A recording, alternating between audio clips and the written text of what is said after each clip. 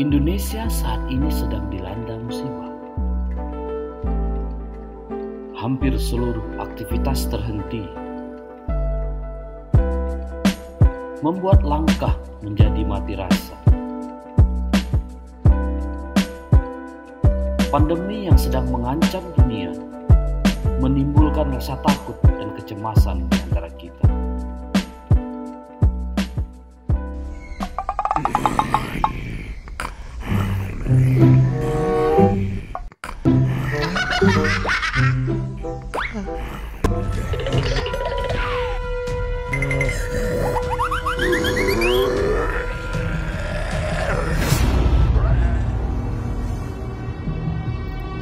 Namun kita tidak boleh kalah. Semangat juang harus dikobarkan. Kekuatan tidak datang dari kemampuan fisik,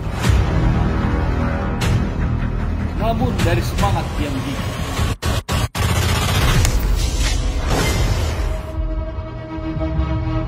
Kita harus bangkit dan berjuang.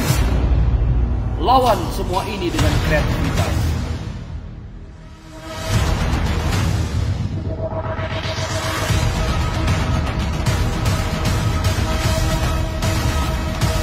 Bangkitlah.